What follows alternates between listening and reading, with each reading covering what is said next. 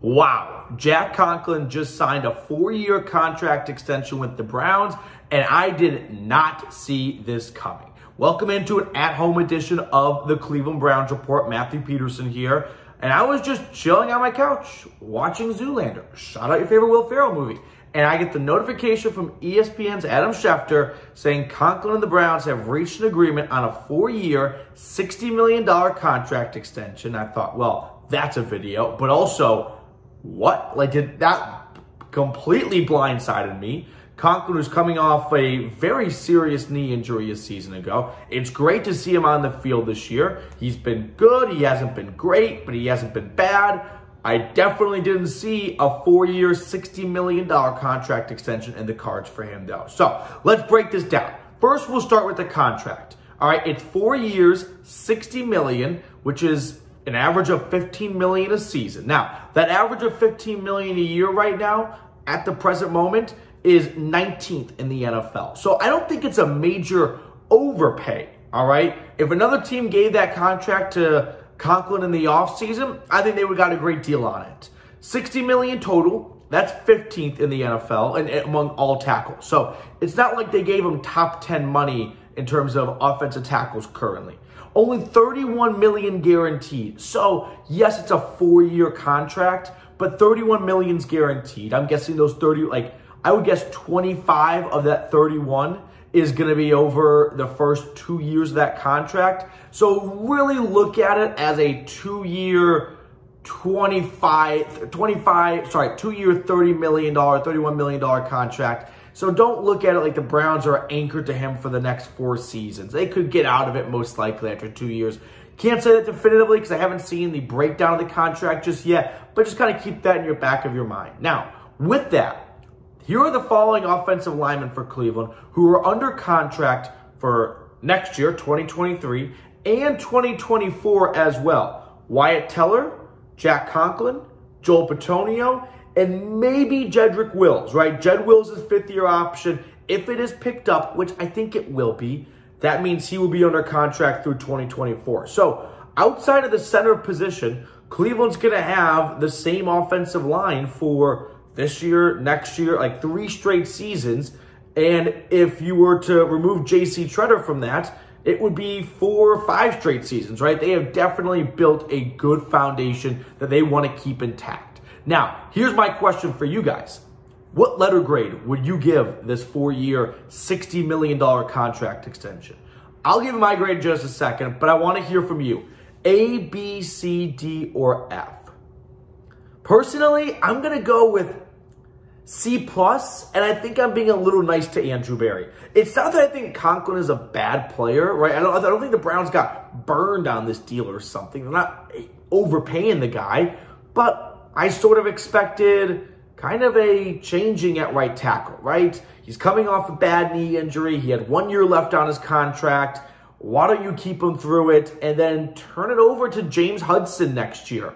Or, you know, a 3rd-round draft pick or something like that. Definitely didn't see the Browns striking a deal. Now, the Packers re-signed an offensive guard of theirs like a couple hours ago. So I don't think the two are correlated. They're 2 different positions, but maybe Andrew Berry decided, you know what, I want to keep the cast and crew together up front. This is the strength of our team, the offensive line. So here's the reason why it's C+, like C to C+ range, kind of average if that.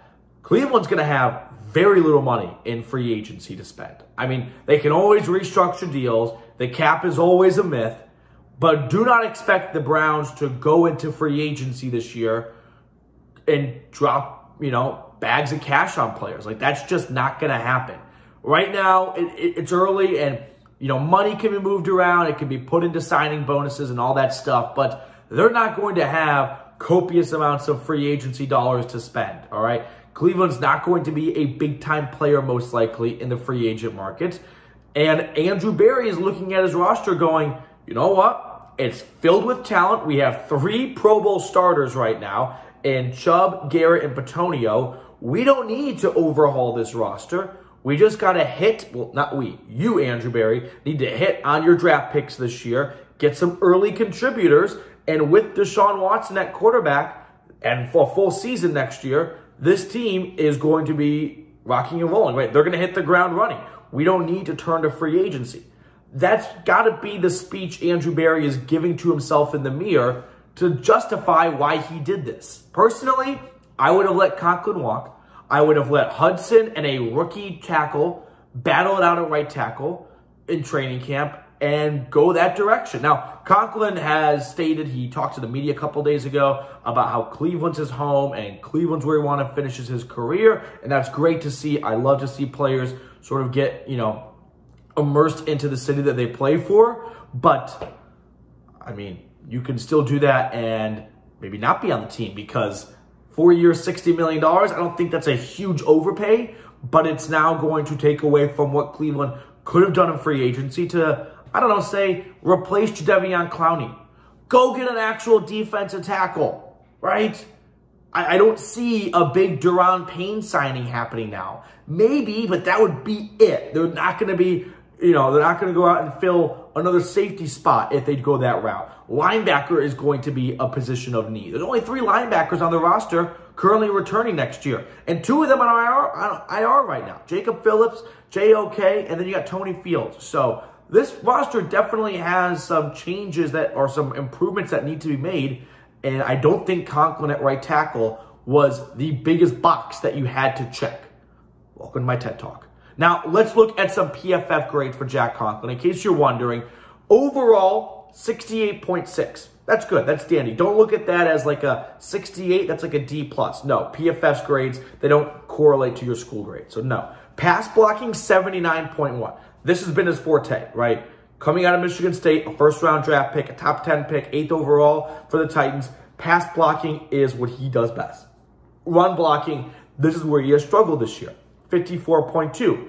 Unfortunately, when you have a torn patella the season before, like, that sucks. It sucks to see him go down in Baltimore, but this is where you kind of see next year might take a little while to get your step back and get that quick burst off the ball, off the snap. His rank, 39 out of 81 tackles. So, right in the middle of the pack. That's why I kind of thought he's played average. He's played good, right? He hasn't been extraordinary, but he hasn't been a disaster that, we need to talk about benching. So, if he's just going to be kind of middle of the road, that's good and all. Don't get me wrong. It could be worse. Why not let him walk and give James Hudson a shot, crying out loud Chris Hubbard or whatever, and save a lot of money?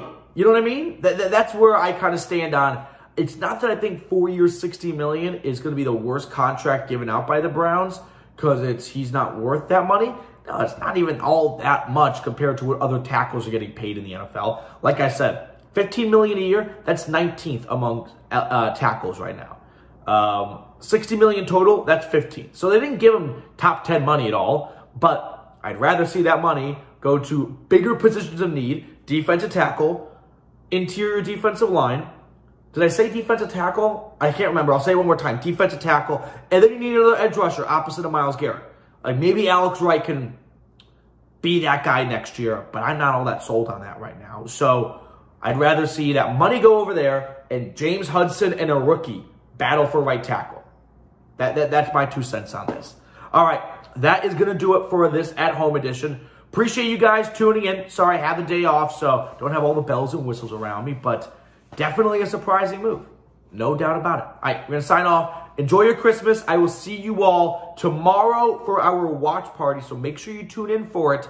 Browns Saints, it's going to be cold. It's going to be frigid. It's going to be freezing. No Jarvis Landry return. That's kind of a bummer. He got put on IR, so we won't get to see him play against his former team. But, hey, tune in for our watch party. Guaranteed to have a good time. If you have not subscribed to the channel, please go ahead and do so. There's no other YouTube channel out there that's going to give you guys at-home videos on their day off 2 days before Christmas. Also, staying home, or staying with you guys, rather, not going home for Christmas, so I can talk brownies, because that's my ultimate Christmas gift right there. All right, signing off. Go Browns.